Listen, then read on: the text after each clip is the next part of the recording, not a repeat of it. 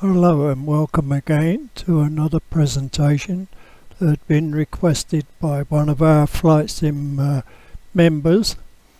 He's been trying to understand more or less the mechanics of holding, so hopefully this video will be able to help. Just a quick caveat here, this video is primarily for flight simming, so not to be used at all for real life, but if you are in the real life training of holding, the flight school, of course the flight instructors carry the priority.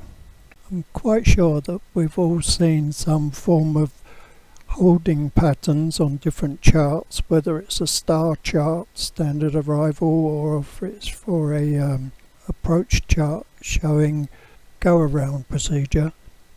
Or it can even be for at some airports, it can even be for a engine out stead procedure to be accomplished. My main goal here is to introduce you into the three different types of entries into the hold: the direct, the parallel, and the what I call the teardrop, often called the offset as well, entry. Later in the video there will be some flying examples of the direct entry, the parallel, and the teardrop entries. Whoa, what's this all about? Don't get freaked out, guys. This is just a generic diagram showing the three different sectors, the direct being the largest, parallel entry are the second largest, and the smallest one is the teardrop. Tan colour for the direct entry, blue for the parallel, and yellow for the teardrop. You will notice on this template for the different types of entries there is no reference at all to north, south, east or west or any compass degree readings. This is always relative to the inbound course. To try and understand this a little better, I'm going to turn this template 90 degrees, because on entry into a hold you always start off directly to the hold. On approaching the fix, anywhere within the tan sector, go directly to the fix, rate 1 turn, reciprocal heading to the fix, outbound for 1 minute, rate 1 turn, and then back to the fix. If approaching the fix from the parallel blue sector, once again direct to the fix, at the fix fly reciprocal heading out for approximately 1 minute, and then left turn directly back to the fix. And last of all, if you're doing the teardrop entry to the fix, then outbound to the reciprocal of the inbound minus 30 degrees, or to approximately the start of the inbound turn for the inbound course. The little dotted lines are a little bit difficult to see, so hopefully these presentation will show it more cleanly. Direct entry, as you can see, direct to the fix, right turn, outbound for 1 minute, inbound rate 1 turn, directly back to the fix. For the parallel, direct to the fix, fly reciprocal for 1 minute, left hand turn, and then direct back to the fix, and then continue in the hold. And again for the teardrop, direct to the fix, outbound on the reciprocal to the requested inbound minus 30 degrees, or for 1 minute, or approximately the start of the inbound turn, rate 1, back to the fix. Here they are again in the different color codes. So we have the tan for the direct, blue for the parallel, and yellow for the teardrop. Back to the standard holding pattern, which is right hand. If ATC does give a holding instruction, that will be considered a normal right hand. Otherwise they will instruct a left hand non-normal or as published instruction. A non-standard or left hand holding pattern is exact mirror image of the standard right hand pattern.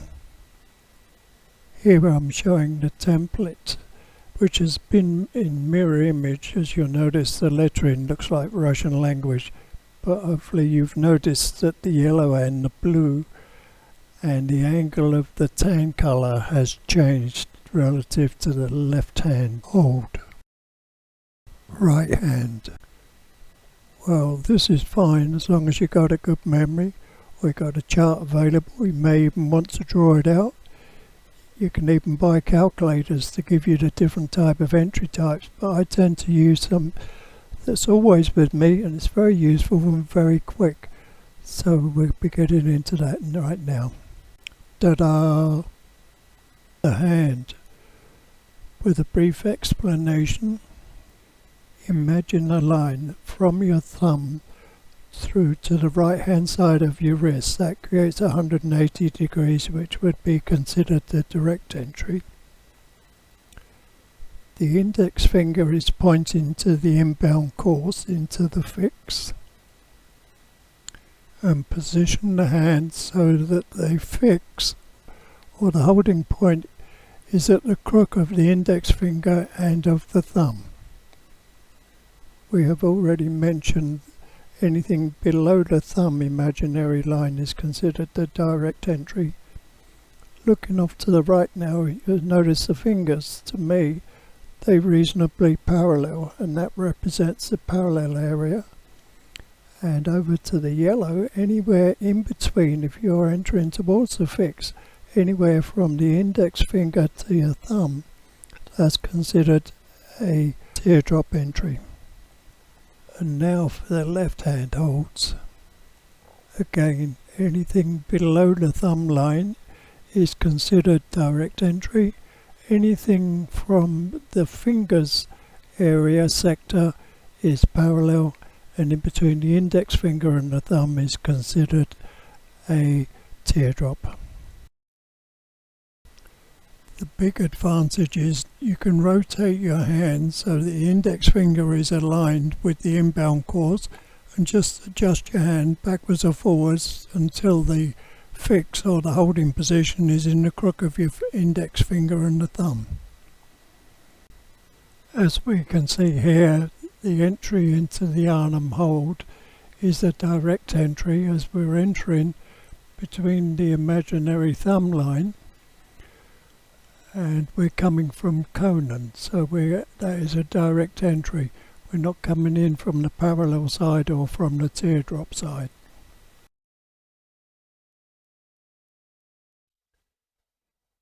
Here we are approaching Arnhem. We've been given by ATC to go into the hold there as published.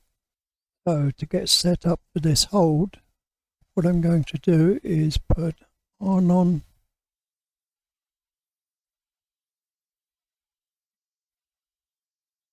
into the hold, and develop. I'm just doing this just to show you.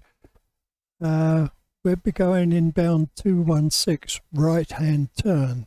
You can see it's got recommended speeds and flight altitude, where it just so happens this flight plan has us at flight 100, but I'm going to manually be flying 100. There's no vertical navigation at all, and I will be controlling the speed. Even though it's saying 226, I'm going to go down to 220, as you can see here. 220 is above the up speed, and we're not going to be drifting backwards and forwards too much from that. And later on in the flight plan, we're going to be down to 220 anyway when we get to timber. So I will be adjusting these later.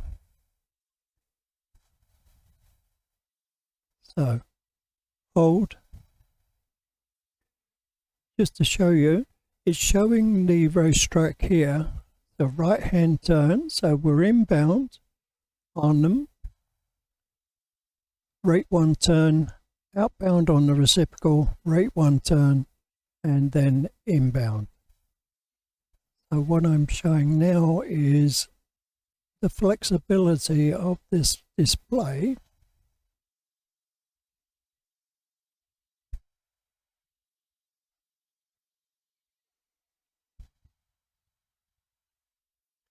So that now is coming around this way, right hand turn.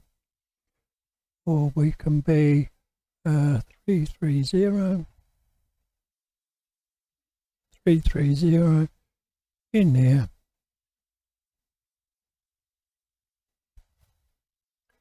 So now we're coming in from this direction,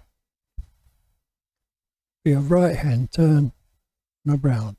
Anyway, we're going to 216.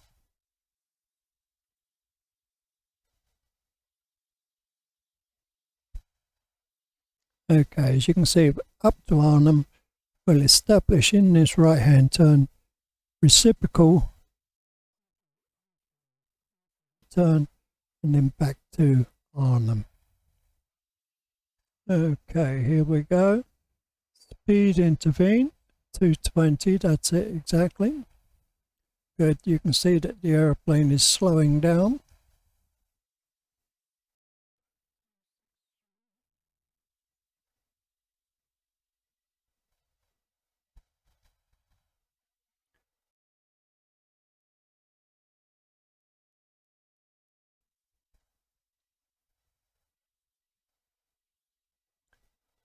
Under heading select, I'm now working, the autopilot will now be flying on the heading bug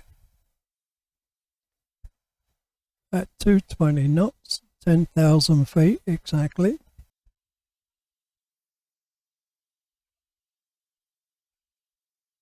Around we go, 216.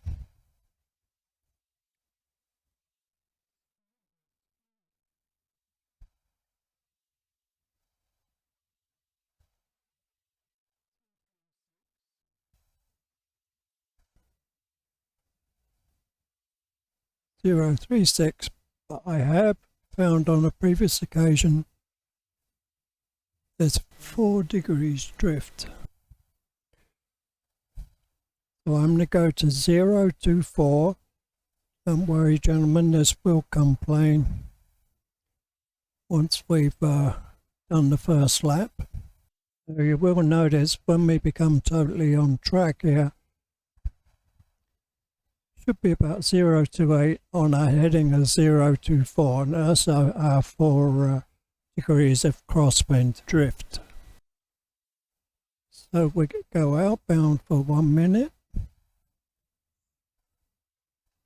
Quite sure you guys can do that. I won't be. I'm just going to take the visual reference off of the drawing here, and also to make life a little bit easier,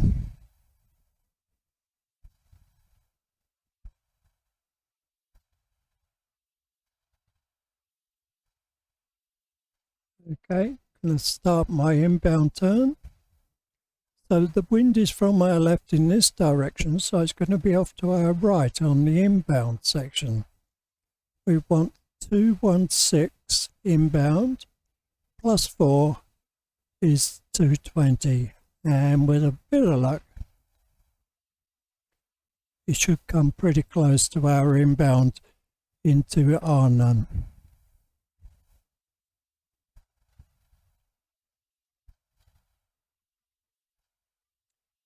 Now the first orbit is more or less just a trial run. It's so that you can establish pretty much how much drift allowance you put in on the outbound. Now there's different schools of thought about that. Some schools have 2 times the drift and some have 3. I prefer 3 because if it errors on the inside of the track and doesn't go to the outbound side. But I'm quite sure that there are allowances on how much you can over travel and go in the unprotected area.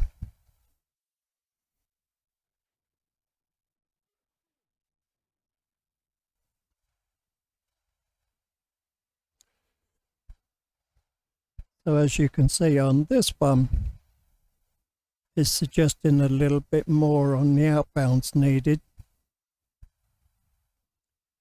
But we shall see here.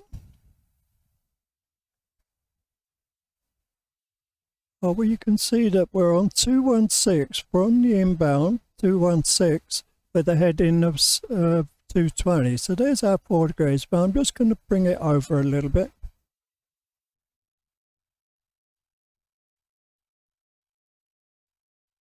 So once again, we got 4 degrees drift.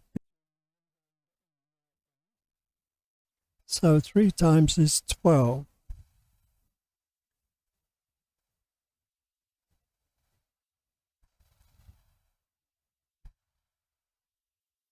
Approaching Arnhem, and we'll start our right turn.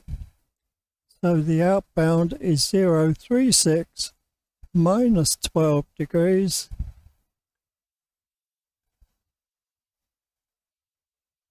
is 024.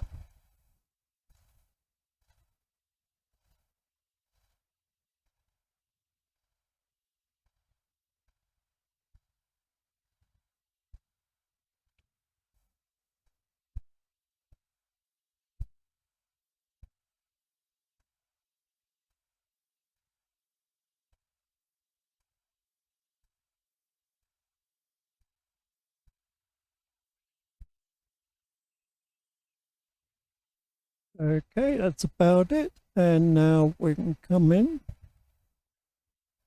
to 216 inbound. Hopefully this will be a little bit closer. It was within limits before. I just want to try to get it a little bit tighter, closer to the magenta line, so you can see that we're actually tracking up pretty good. But this is mainly, I'm only using the FMC here just to make the presentation so you can see what's going on. You can see I'm just in VNAV. There's no lateral navigation at all on the airplane.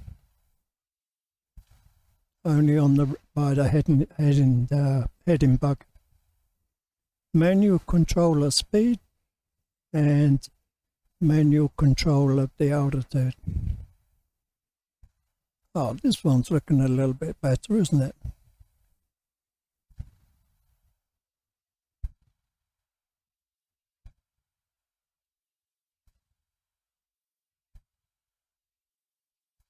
A little bit more to the right. Come on, baby, you can do it. Sure, now we get some bad weather.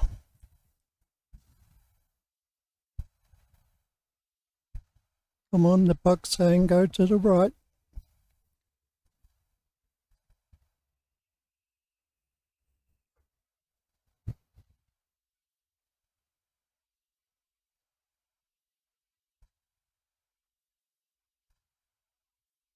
You should come back to track 216 because we allowed for the 4 degrees, and there we are. Once again, you can see the 216 and the 220 are 4 degrees between the track and the heading.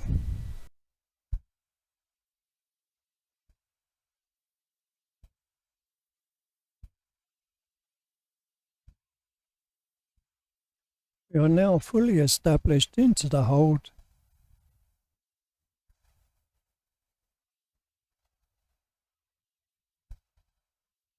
And then it's exactly the same now until you get from ATC that you can leave this hold and continue on your next routing.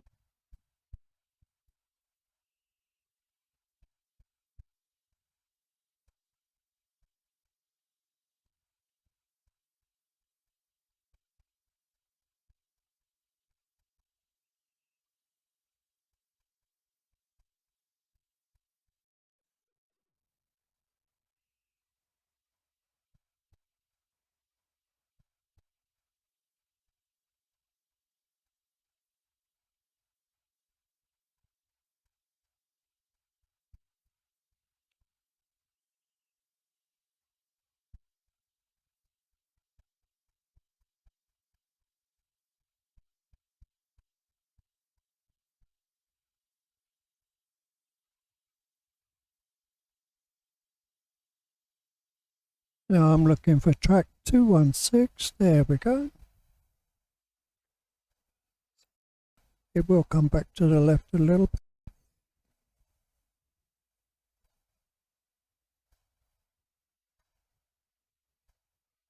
There we are.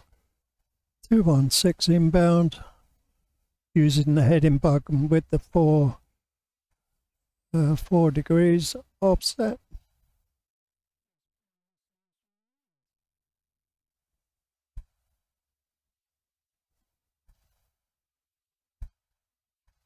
Now off to the next one.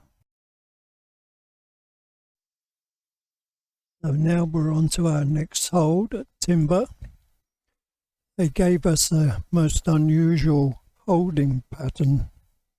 They want us an inbound of 060, flight level 100, at speed at 220, totally against the chart, but I'm using the charts basically just for location. I think they want to see if we can manage this one as well. So we will set this up now. So Timber is going to be our hold.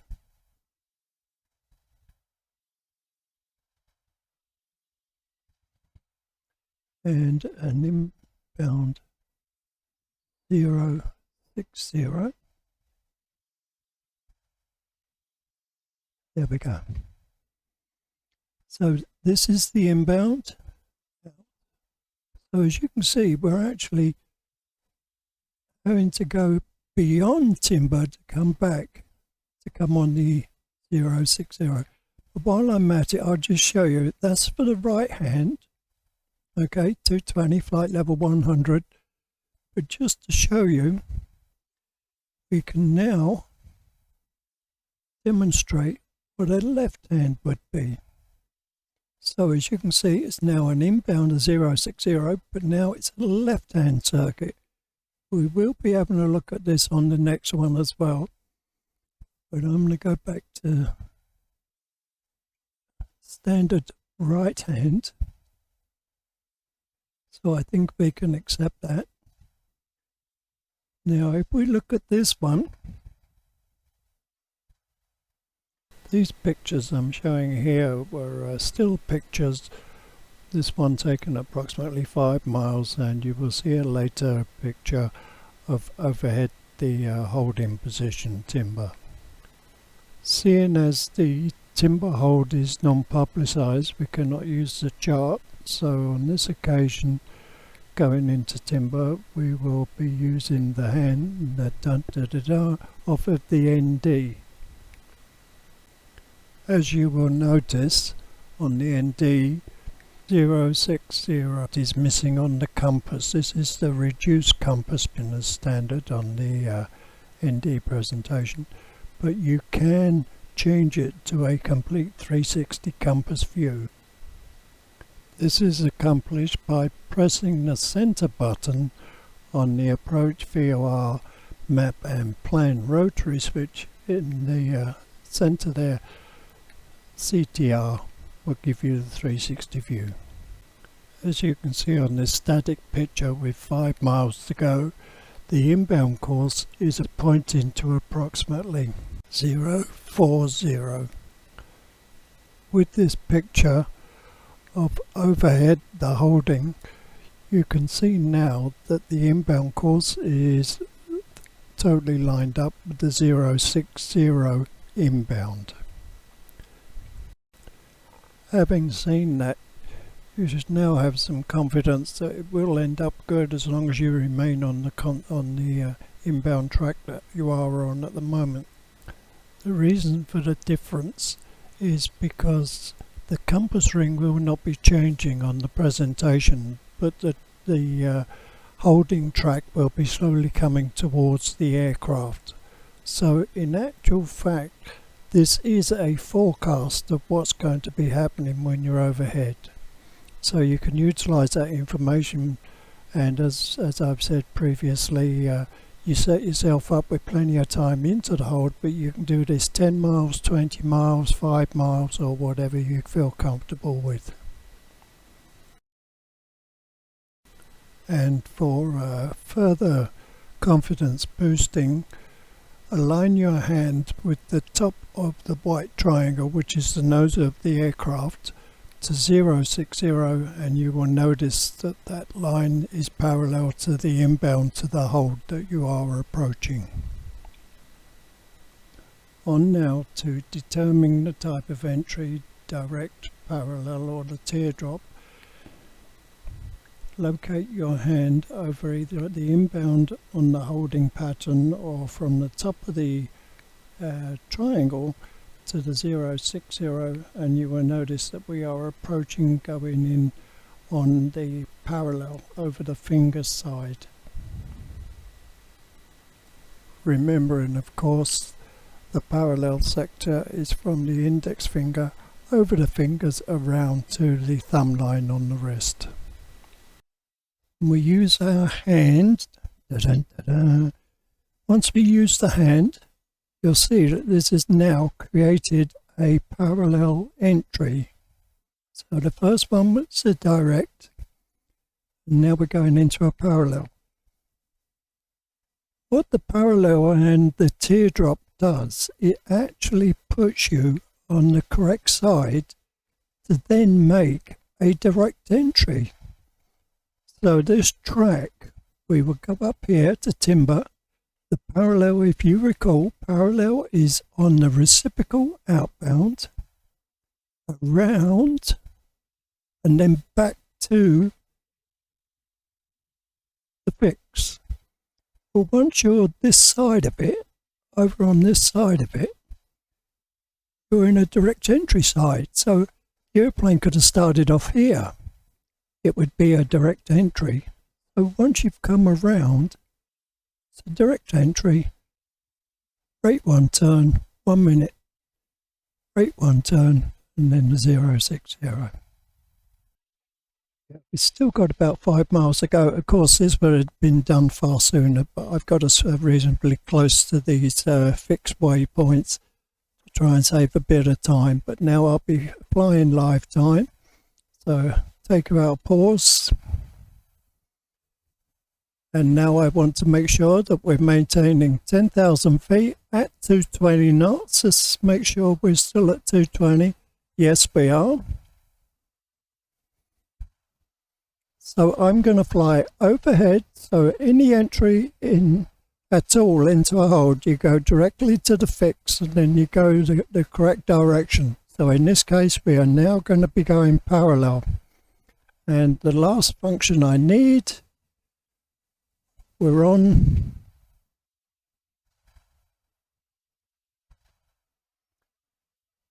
heading bug agrees, so now I'm going to be, and we're on course, timber, now going to go heading select. So I've lost my LNAV, my VNAV is still partially in function, maintaining the 10,000 feet. 220, that's it. Okay, so now I'm going to fly this with the heading bug alone. So there's timber. Some places say try to anticipate a turn, and some say actually fly over the fix. I believe to fly over the fix, and they say give it a second or two before you actually start turning. I start turning at the fix, but as you can see, let me increase the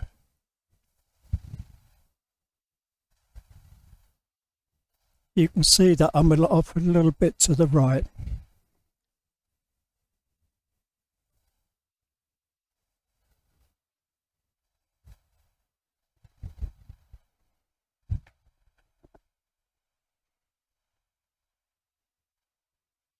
Oh, messed that up a bit, but anyway, that's fine.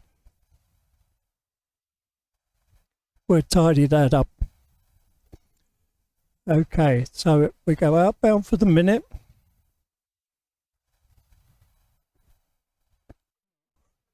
And disregard that.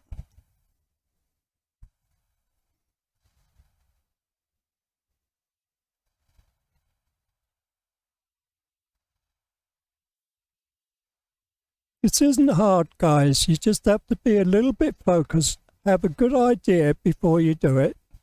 Lots of practice, of course, but once you're a little bit focused and you can anticipate what's going to go on down the road, it's relatively easy. Certainly comes with practice.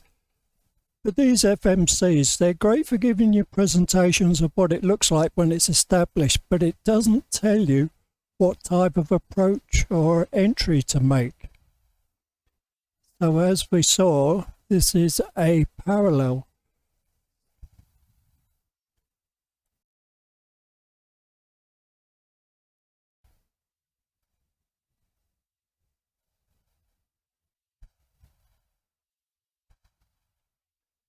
There we go, keep going. They keep coming around, but what I do now is I go directly back to timber. And if timber is in front of me, and I'm going generally in the direction of the inbound, that's the same as a direct entry. Hope this is making sense. I think it might once you've seen it.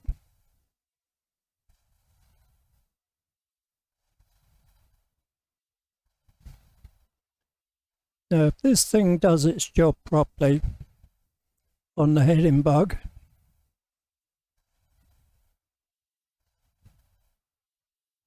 actually, I'm going to try to overturn it a little bit.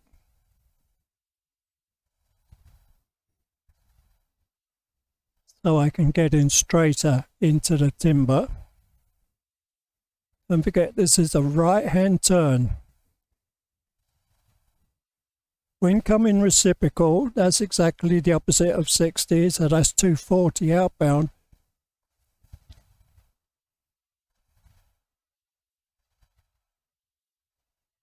There we are.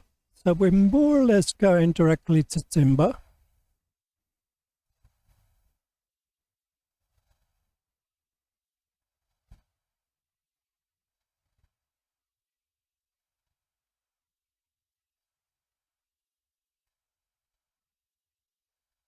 Just trying to shallow it out a little bit so that when I start making my turn, hopefully it'll feed into the displayed arc of the rate 1 turn.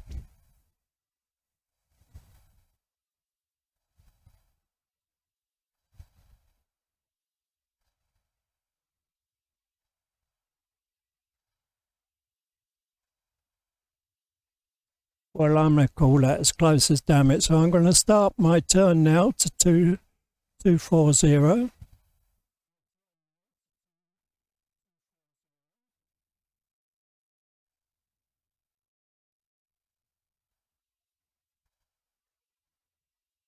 Don't sweat it, guys. You know, if it looks as if it's going all squirrely, as I previously said, the first circuit is generally just trying to find out where the winds are. So the first one will be pretty ugly, or generally it will be. Oh, what's that?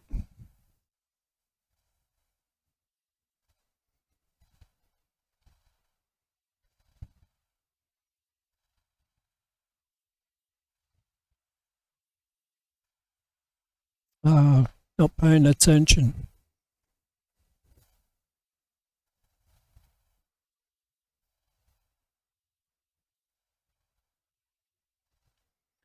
Okay, so I'm not making any correction at all at the moment for wind. I've just used the 060 inbound,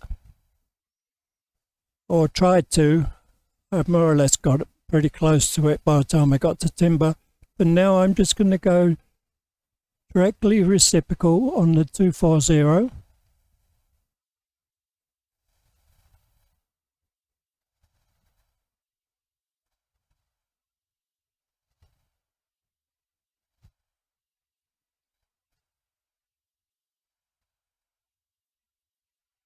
Okay. And once again, I'm now going to check to see what our wind drift is. So that's pretty good. So at the moment I have a track of 237 and I have a heading at 240. So I got 3 degrees drift at this angle. So, and as you can see, the wind is coming off our right, so that's why it's pushing us further and further to the left. Comes our wind again.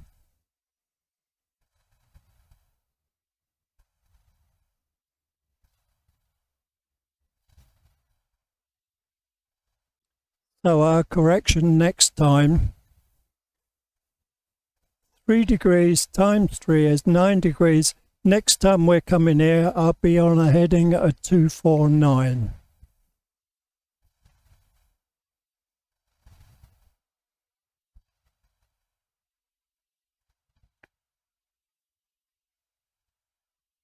But I hope you saw the similarity of going inbound to the fix after you'd accomplished the maneuver of the parallel entry. Okay, I'm going to start my turn now. My turn, you fool. There we are.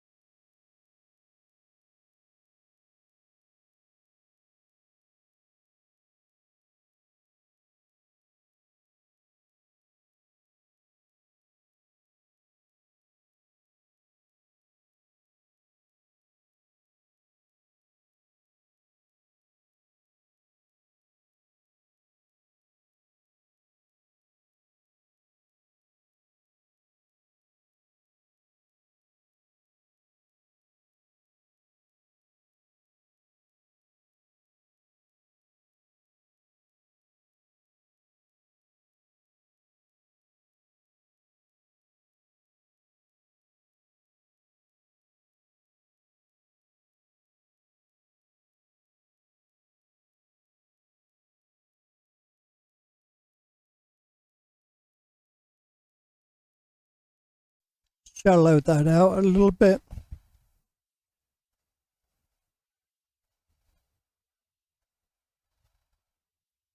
That's it, that's pretty good, I think.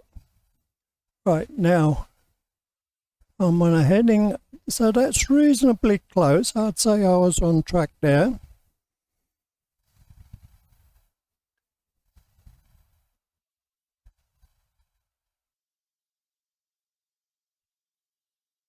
It's looking a lot better. Just slightly offset of the magenta line. But once we got our true track, 062, heading 060, 2 degrees drift, and we're more or less going into timber. Now that would be perfectly acceptable. There would be no problem with that. So now that we've got the numbers down, just going to pause here, get rid of that fuel light. There we are. Okay, now we're ready, and so we go that way.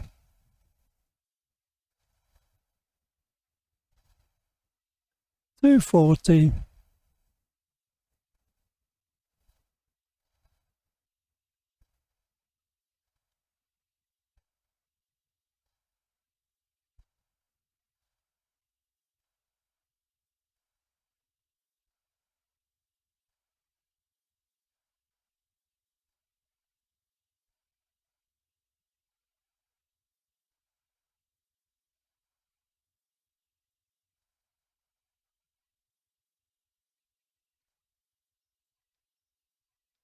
Ready for the outbound leg. So the wind is blowing us to the right. So we're heading at 246.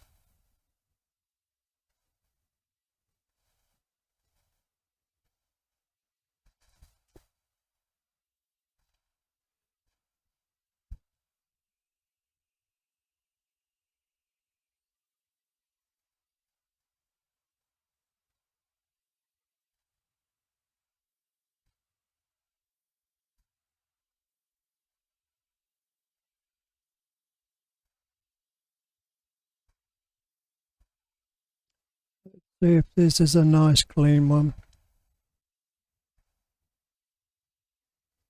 As I say, this is doing it on a tube liner here, but once again, this is just for visual display so you can understand and see what's going on.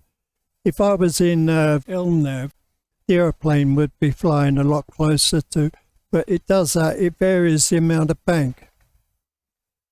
If it's got a tailwind in the turn, it tightens the bank, and if it's got a headwind, it eases off the bank, so it does actually create a true racetrack pattern.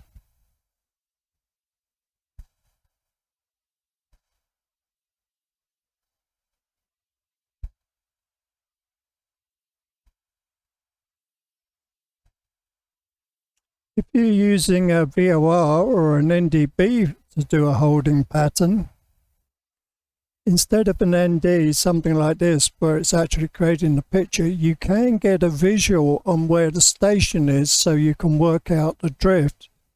Okay, let me start turning before I forget it. My memory is the second shortest thing I got.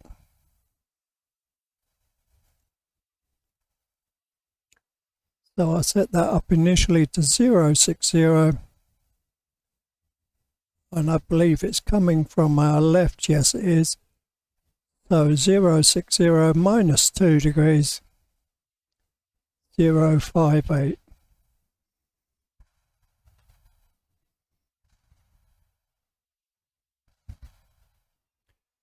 So that, my friends, is a parallel entry.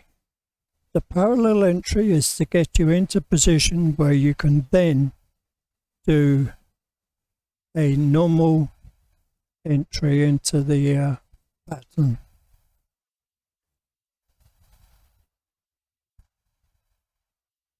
Into the direct entry. Oh, this is looking pretty nice.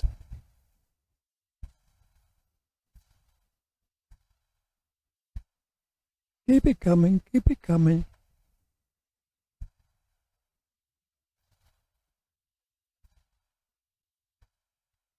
I'll buy that.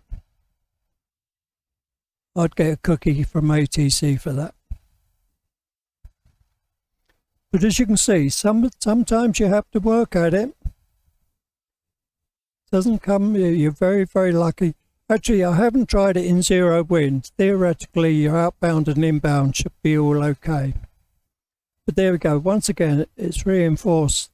Actually, we're slightly inside, but that's okay. You're well within limits.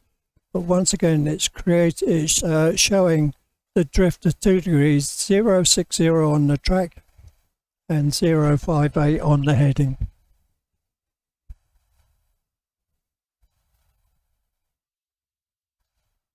There we are, folks. That is a parallel entry. So we won't do that one anymore, but we shall go on to our next one, which would be the teardrop entry.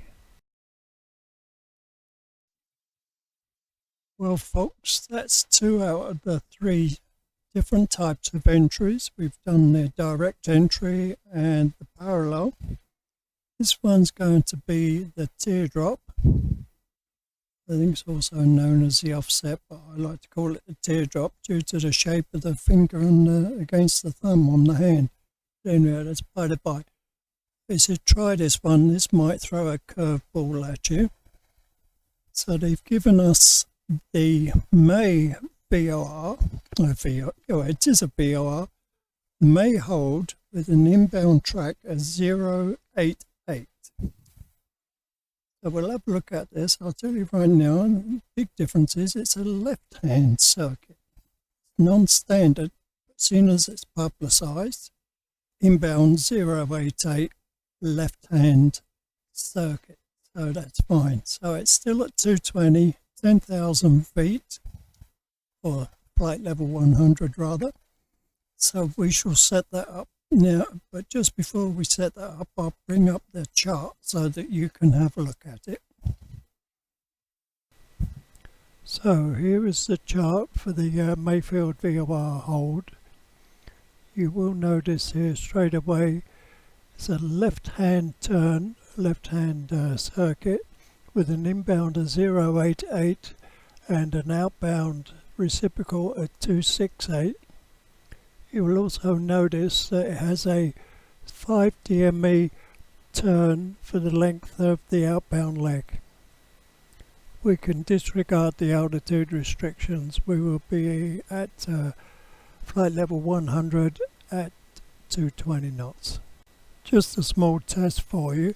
Using your hand, remember left hand, align the index finger with the inbound, slide your hand forwards along the inbound so that the holding point is in the crook of the index finger and the thumb, and then tell me which entry it is, and notice we are coming in from timber.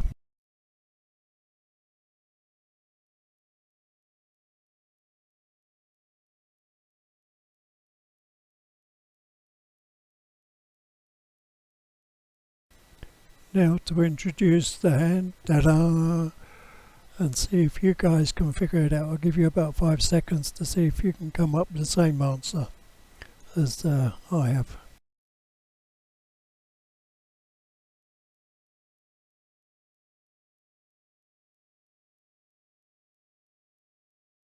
I'm making it a teardrop entry. I'm not approaching from below the thumb line. I'm not approaching from over the fingers in the parallel. So I'm coming in during the teardrop. I'm coming in between the index finger and the thumb. You may wish at a later date just to pause and try a hold with the right hand. You will notice that it will be a parallel entry inbound from timber.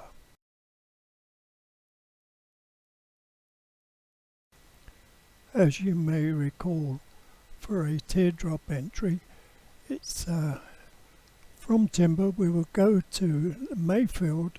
Outbound, it's reciprocal plus 30 degrees for a left hand, minus 30 degrees for a right hand circuit, but in this case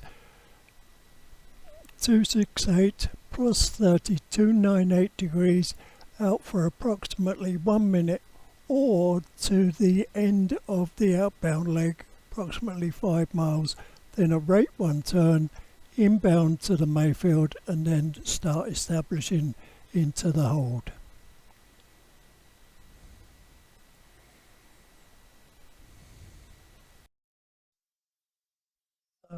Once again, this would have been accomplished a little bit earlier, but well, I'm in pause at the moment, so we can set this up. So, May into the scratch page. Come on, baby. There we go. May there. Inbound is 088.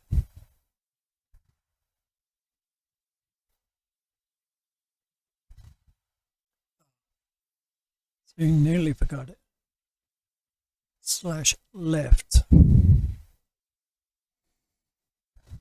And also on the chart there, it shows that it isn't a time, it's a leg distance of 5 miles. So we pop that into there. So you notice if you go by time, the leg distance is 0. If you enter a distance, the leg time goes 0. So that looks good. Flight 220, flight level 100, and there we are. It will now draw. So, well, that will be coming up quite regularly. The rest of the flight plan has a descent down to 260, but we can disregard those. So, inbound 4 miles to Mayfield. Hold at the Mayfield. Very good. Yeah, here's all the rest of it. That's why it wants the speed reduced and all the rest of it. Okay. So now we shall unpause it. So with the teardrop, I'll just make sure speed intervene, heading select, altitude hold. Yeah, so airplane's looking after itself while we mess about. So with a teardrop this way, so it's a left hand, so it's inbound 08 out, outbound, reciprocal, brake one turn and then back in. Now with the teardrop, you go always, well, any entry, always over the fixed point. And with the teardrop, you aim to the start of the inbound turn. So it goes up, over here, around, and then once again it becomes a standard direct entry.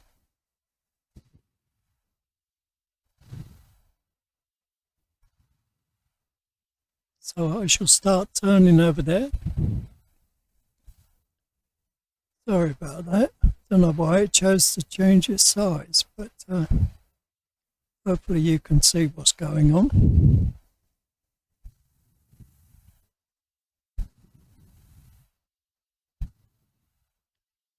So, teardrop entry over the fixed position, then you aim for the opposite start or at the end of the reciprocal straight.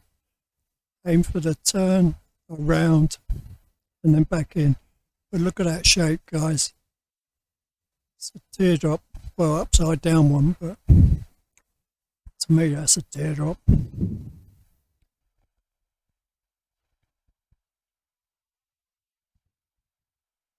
Okay, and now I'm going to start turning. Left that a bit late, but that's okay. As you've seen previously, you got a circuit or two to get yourself totally aligned.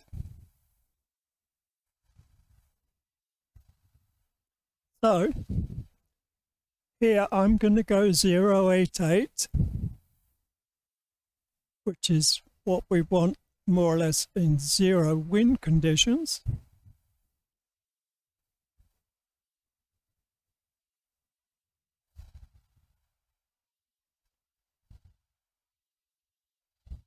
Okay, there's our 088.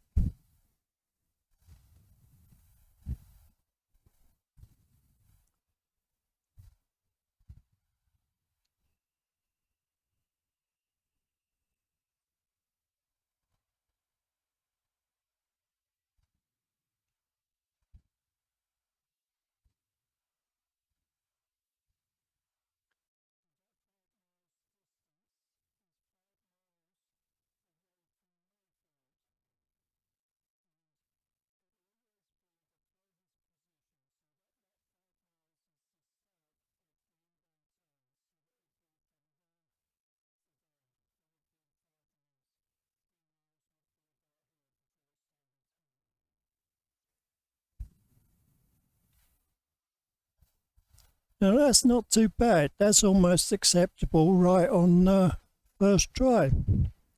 I'll just bring us to the left a little bit. You can see we haven't got too much deviation from left to right because look at the wind. We more or less got a direct tailwind. So of course, when we're on it,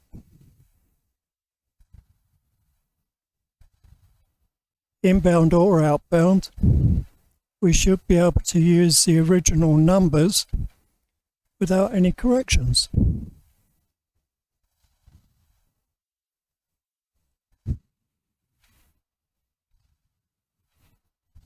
Okay, I'll buy that. Now we've seen how to make corrections left or right by observing the amount of wind drift. But when it comes down to adjusting the 1 minute outbound and 1 minute inbound, here we have a tailwind at the moment. So of course for 1 minute it's going to travel a shorter distance than what it is on the other side. Oh, pay attention, Dave.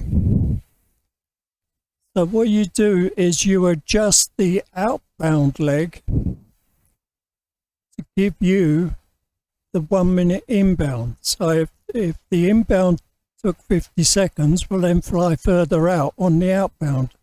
If it took 1:10, well, you don't fly quite as far on the outbound.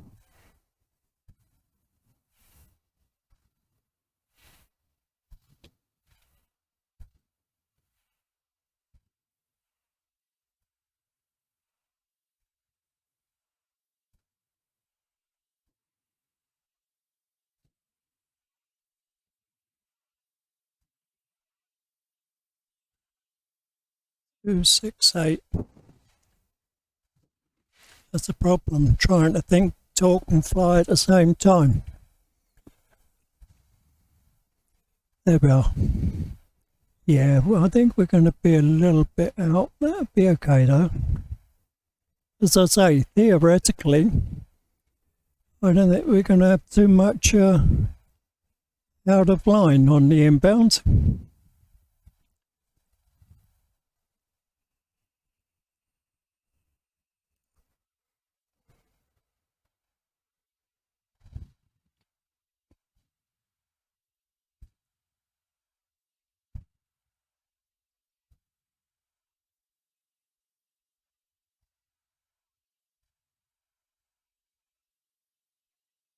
We can see the distance for the aircraft up to the number 5. That's 5 miles, so we're most definitely less than 1 mile to the right of the actual track, so we're well within limits. I think it will tighten up a little bit. Now this is doing this manually. If I was doing this with LNAV and utilising the FMC to actually fly this, I have found, unless you're approaching the fix more or less in the centre of its range of where it can be acceptable, or where you have to do that type of injection into the hold, I've found with the PMDGs, 737, 747 and the 777, they take 2 or 3 circuits actually to fly the correct flight. But if you're going into a entry where it's pretty close to the transition from one to the other, it eventually gets there, but it does some very strange things sometimes on occasion, I found. So actually manually flying, you can do a more accurate job of getting established, and then of course then you can always go back into LNAV. All right, shut up and concentrate. What did I say before? You have to focus. I guess you've noticed the amount of times I've lost focus and have to catch up real quick. So I'm not expecting too much. I forgot to actually look to see if there was any wind drift. I forgot to check the heading and the track on the outbound, but we'll check it on the inbound. 088.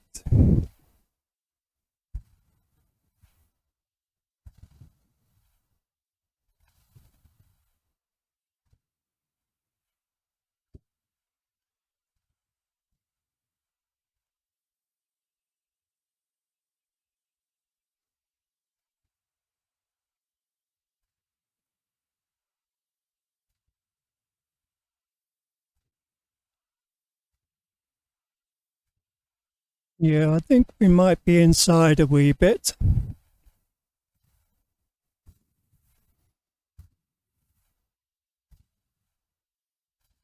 But as I say, if you use the scale from the aircraft to number 5, that's 5 miles. You can see how much we're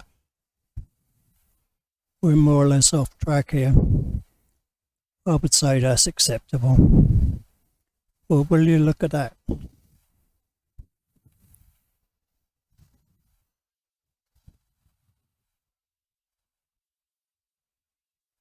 So we'll let that totally stabilize, let the heading bug and the aircraft line up. And there you are. You can see we have 0 cross track, 088 on the track and 088 on the heading.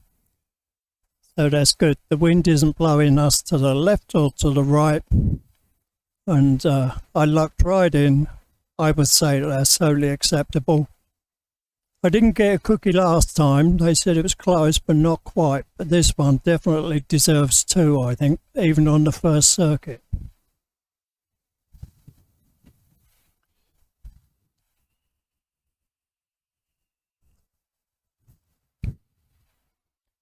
So let me initiate this turn again. We'll get that going around. And a quick chat.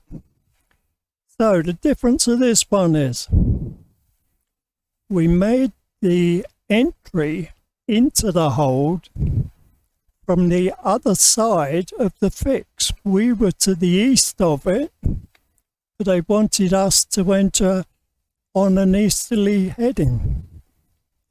course. So that's why we had to use the teardrop. And it was a similar occasion as well, also with the parallel entry. We had to go to the far side of the fix before we could come back in again. But the hand showed us the difference between, 1 minute, what am I doing? 088. Yeah, out there, isn't it? That's it.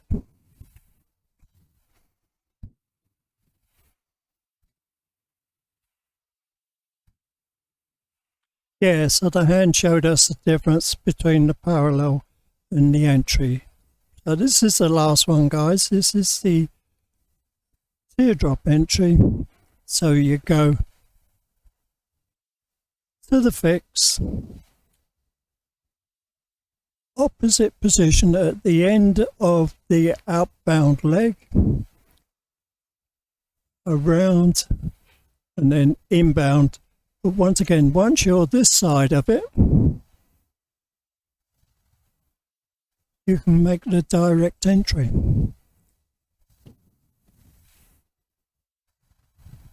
So all 3 actually have a direct entry. Just different methods of getting into it.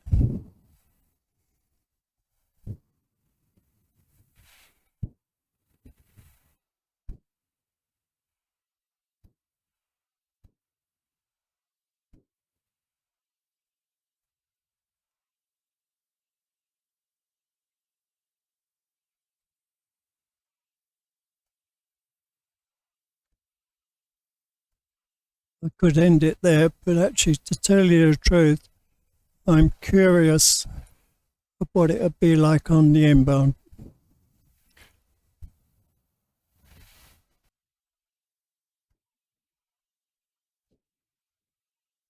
Good example again of focus.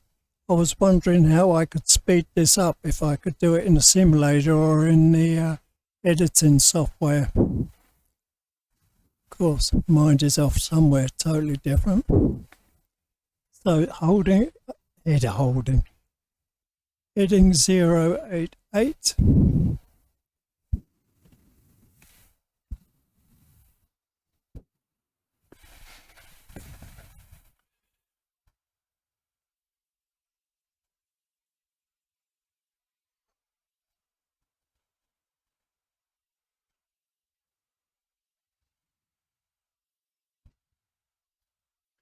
Oh, it's starting to look pretty good to me. Maybe a little bit inside. I'll buy it though.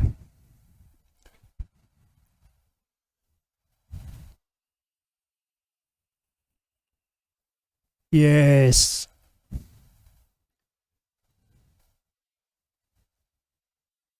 Looks as if someone else is doing it.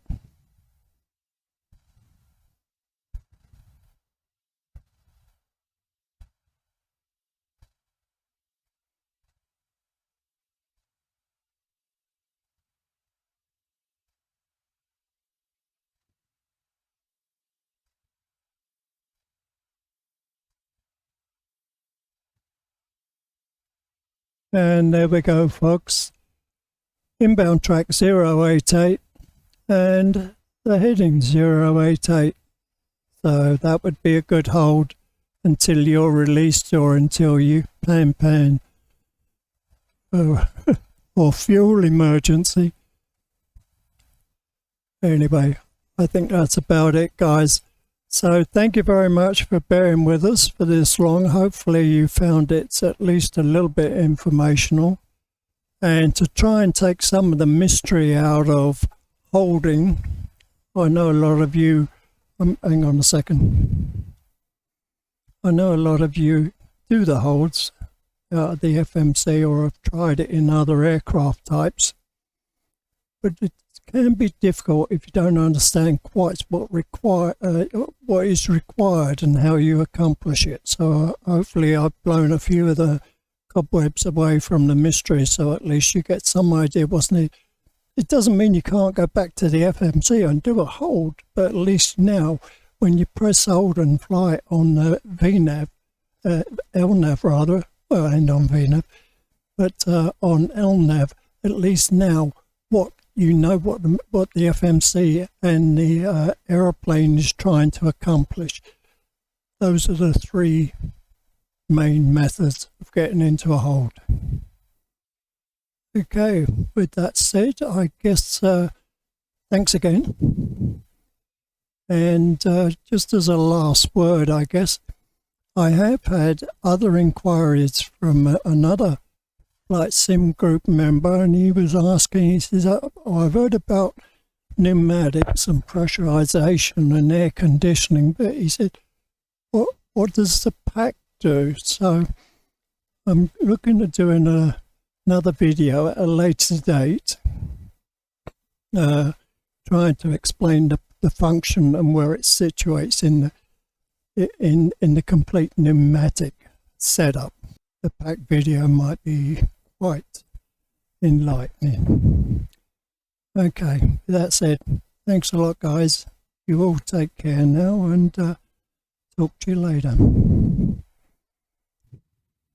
Just one additional, I've just remembered I hadn't set it up to utilize the VOR function, so I've set the frequency, and I will be turning on for the VOR 1 and 2, and hopefully we should be able to see a course bar here shortly, and to see how it's going, even though I'm doing it on the heading knob. I won't use the VOR, the Vorlock button. It's all totally going to be done once again on the heading select. I will, if I can, on all of these flights, rather than sitting watching the complete hold, I'll try to accelerate the time on some of them if I can, and hopefully it doesn't eliminate too much of the items that you want to see. Anyway, here we go, unpaused. And this is in the VOR function. And there you are. You can see that we're very slightly to the left of the 088. That's this one. We've just, we're in the zone and you can see we were in that zone of confusion for quite a short time, but if you were at 35,000 feet, that zone of confusion can get quite big. So there'd be no valid signal. On this aircraft, most modern aeroplanes now, when the signal is lost, oh, 1 minute, let me just double check. So that's 268. There you are. Focus, Dave. Yeah, most modern aircraft, once the signal becomes unreliable, the aircraft maintains the current heading until it picks up a signal again, and then it would go to the new course that you've dialed in, or it could be a course change outbound from the VOR. Okay. So we'll let that stabilize.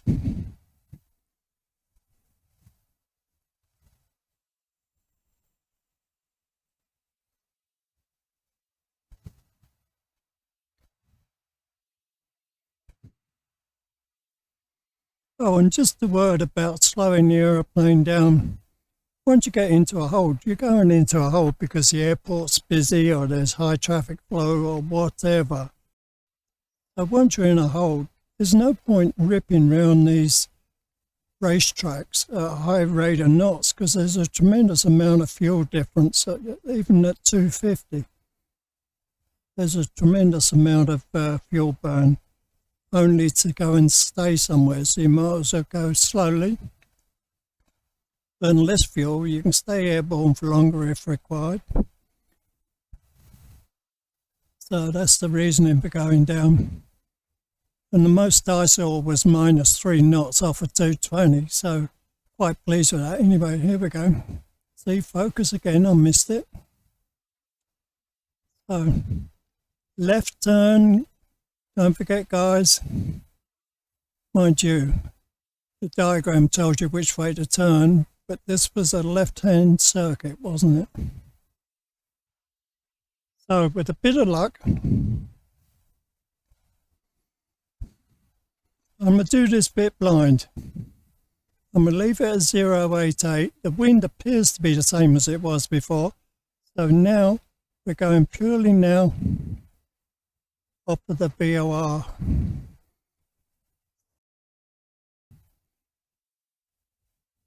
The top and the bottom is up to the OBS. That's the course that I want.